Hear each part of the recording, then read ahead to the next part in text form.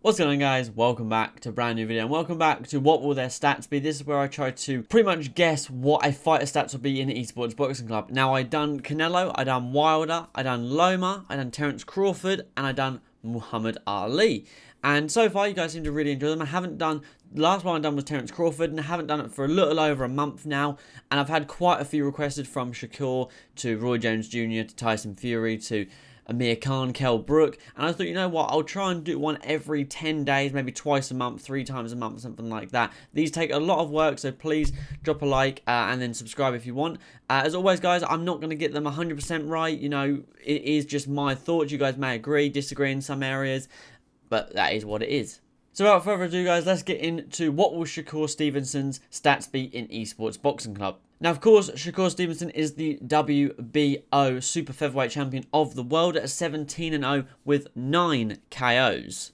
Now, one thing that needs to be taken into consideration is he is of the young age of 24. He is my age. He is young in this game. Not many pro fights. Admittedly, a world champion already. However, he did take that title from Jamel Herring. Now, I swear to God, I have not seen anybody stick up for Jamel Herring unless they are a Shakur Stevenson fanboy to suddenly say that Shakur is the best. I haven't seen talks of Shakur going up and fighting the likes of Loma. Now, in my personal opinion, I don't believe he beats Loma. I think he's very young in the game. I do think he's very promising. I think he's brilliant. I think he's entertaining to watch and he's a great fighter. But we need to take into consideration that he's got many, many years to improve, not only in real life, but his stats in the game will increase as the game's life goes on. So let's just take that into consideration, regardless of if you're a big fan or a big enemy of him.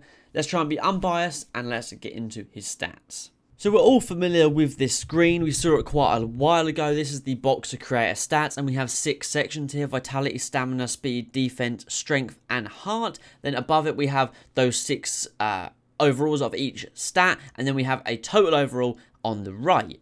So let's start with vitality. Now, of course, we have head health, body health, and health.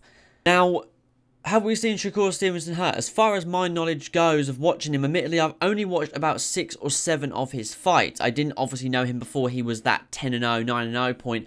I didn't know of him until he was more 11-0, 12-0 kind of time. Now, he's a very slick mover, no doubt, so hitting him is one mission alone, let alone hurting him. However, he is young in the game, like I did say, so I'm not going to be beefing him up at 97, 98 for those head health and body health. I do think come the game, he will be a 90 to 92 overall in total, but we'll have to see what the stats give. So for head health and body health, I'm going to put those at a generous 91 apiece, just across the board for those two. Then I'm going to put the total health at a 93. Then the next 3 we have is health regeneration and health recovery. Now, I always say it, but regeneration is more of a video game stat, and recovery seems more like a real life stat. Now, obviously, health regeneration will be what his health regenerates throughout the fight and throughout the corners. Now, of course, like I said, hurting him is one thing, landing on him is another.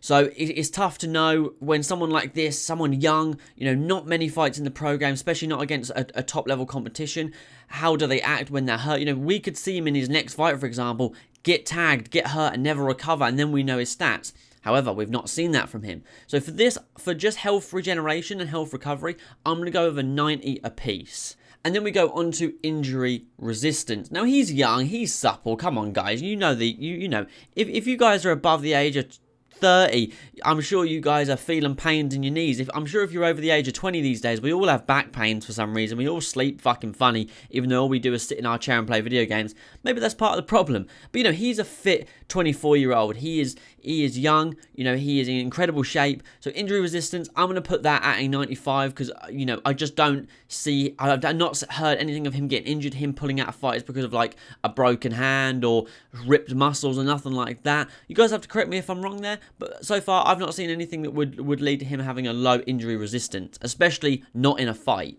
And then we go on to stamina, where we have stamina regeneration, stamina recovery, conditioning, and endurance. Now, he obviously has gone the distance quite a few times, with 17-0, with 9 of those being KOs. Now, of course, we've seen him where he can fight at his own pace. You know, he put the pressure for sure on Herring, no doubt. He's got the stamina to put the pressure on him, and he did it. And all credit to him. I'm looking forward to his next fight because I believe he's fighting Oscar Valdez. I'm looking forward to him there. And that, for me, is where I'll see the stamina because I think Valdez might try to put it on him. And I'm hoping Shakur returns the favour and puts it on him. And we see that stamina, that pace for, you know, those 8 or 10 rounds until he eventually finishes Valdez or it goes to decision. Stamina. Just stamina in general, before we get onto the regeneration and the recovery, stamina in general, I'm going to go for a 90. Stamina regeneration, as always, guys, regeneration, video game stat. Regeneration, I'm going to go with a 92. And recovery, I'm going to go with a 93. And then we've got conditioning and endurance. Here, I'm going to do him some justice here. Conditioning, I'm going to give him a 95. And endurance, I'm going to give him a 93. Now we go on to speed. Now, of course, being at the super featherweight division anyways, you're going to be quick. Now, I like to do it per weight class. So, of course, when it comes to power, I don't compare Wilder and Lomachenko. I compare Lomachenko to his weight class. I compare Wilder to his weight class. I compare Shakur Stevenson to his super featherweight weight class. Now, that's just for an example of how I do it. I don't compare across the board. I like to keep all weight classes fair and even amongst themselves. Now, in speed, we have agility, move speed, punch speed, and accuracy. Now, these are all going to be 90 or plus easily. And we saw in the Herring fight, he's definitely quick. He definitely knows how to mix it up at speed. He definitely knows how to move. Like I said, he's not an easy kid to hit anyways. So for sure, he's not going to be a slow guy. So for agility, I'm going to give him a 90. For move speed and punch speed, I'm going to go with a 92. And for punch speed, I'm going to go with a 94. And then for accuracy, as I always say, guys, boxers tend to only land between 40 and 60% of their strikes across the board. You cannot give someone a 60 accuracy rating because they would just miss so much. I mean, that would be less than half their shots they would land. And that's too much RNG in my opinion. So for his accuracy, I'm going to go with an 85. Don't get me wrong, he is accurate. He is accurate, I know that. He doesn't exactly miss and wow punches. But I just think, in general, we can't overhype someone so young in a video game. I do believe, though, he will be the top of the division so far. But I think for accuracy, 85, 88 kind of time, I think that makes sense. I'm going to go with an 88. Now we go on to defense, which is chin resistance, body resistance, cut resistance, bruise resistance, and blocking. Now, as I said before, guys, young in the game, only 17 fights deep, not the highest level of competition consistently. We have to give him time to get there. I'm not going to slack him for it because we have to give him time. He's only young. I mean, for fuck's sake, he's my age, like I said. So we've not seen him have his shit rocked, chin or body, regardless. So for me, I just like to keep these at a dead even. So I'm going to go with chin resistance and body resistance at the same, both with a 92. Now, cut resistance, bruise resistance, like I said, guys, he's not going up against the highest level of competition, so he's not getting tagged consistently. He's not the easiest kid to hit in the world, so he's not getting sliced, he's not getting busted up. So this is tough. I can't say, okay, he doesn't get hit often, so I'm going to put his bruise resistance up to a 99, because that would make no sense. So I'm going to go for these both, I'm going to go over 90 across the board until we get more of a grasp of what he's all about.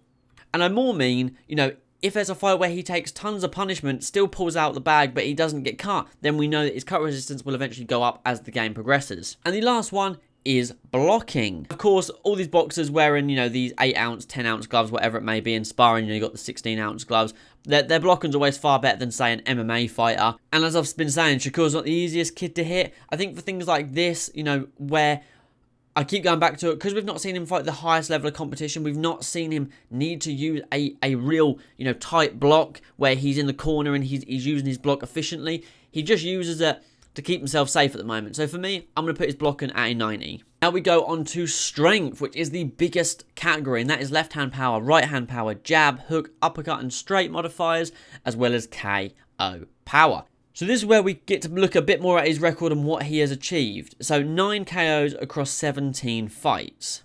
So he's got 9 KOs to 8 decisions. Of course, like we keep saying, not against the highest level competition. Is he flatlining people? I mean, Herring, he beat up quite nicely. He's not going to have the greatest power, just in general. You know, there's no super featherweight that's really just... I mean, Valdez, his knockout of the year candidate was fucking vicious, though. You know, Shakur definitely has the power as well as the accuracy to drop people in the first round and drop people consistently as he has done. I believe, you know, there's a few fighters that he's dropped, saying like the first round and the 6th round, and he's got the power to do it. But he's not mind-blowing power. He's not, in my opinion. And being a southpaw, he's going to have that left hand slightly more powerful. So for his left hand, I'm going to go with an 88. And for his right hand, I'm going to go with an 85. And then we've got jab, hook, uppercut, and straight modifiers. Now, of course, jab, people always say to me with the jabs, like Muhammad Ali's, I gave him quite a low jab modifier. Now, people were saying, oh, you're doing him injustice. You need to watch this clip where he threw 20 punches in 15 seconds. What people fail to realise, even though I explain it every time, is one thing to take into consideration. This is strength. This is pure strength. Now, do these fighters that we're talking about, Ali, Shakur Stevesons, do they have a power jab where they are dropping people, where the jab snaps and someone goes down? No, that was my point constantly. People are, oh, you're doing them, you're not doing these legends justice with jab modifiers and stuff. There is not many fighters in the world that have a jab that is powerful to the point where people will notice it. Tyson Fury said with Wilder, the jab actually hurt. It felt like it almost broke his hand. You don't hear that with fighters past or present very often, which is why my jab modifier for people is always low, because most people use their jab to either set up or harass the opponent with pressure. You don't often hear of a jab dropping people. The last one I can think of is Kamaru Usman and Gilbert Burns, where he switched stance to have his power hand leading and then snap the jab down with intentions. You don't see it often in boxing where people are getting dropped consistently with a jab. His jab modifier, I'm going to put it at an 82. Now, hook and uppercuts, those are a different ballgame. Those are powerful. For his hook modifier, I'm going to go with a 89. And for his uppercut modifier, I'm going to go with a 90. But he still knocked out a good portion of his opponent. I think it's worth noting that they're not journeymen that were like 3 and 180. Some of these guys are 27 and 4. They're not high-level competition, but he was still able to put some good opponents that are there to play away early in the round, third round, dropping them in the first and the sixth kind of level. So, we have to give credit where credit's due there. And then we go on to the straight modifier. Of course, a straight is far more powerful than jab. Not quite as powerful as, say, an uppercut, unless, of course, you are Wilder, who absolutely rips people's heads off with it. So for me, for his straight, I'm going to go with a 86. And then KO power, like we said, guys, 17-0, 9 KOs. I'm not going to give him a 65 KO power just because he's got like 55% of his KO rate. That doesn't make sense, in my opinion. So for his KO power, I'm going to put it at a 80. Then we go on to heart, which is always the easiest to do, which is discipline, courage, and confidence. Always the easiest one. And for me, I see Shakur Stevesons as young, disciplined, tons of courage, tons of confidence. That's 399s across the board. Now, guys, what I'm going to do is I'm going to find the individual overalls for vitality, stamina, speed, defense, strength, and heart. And then I'm going to find the total overall for all of them to find out what we have given Shakur Stevesons.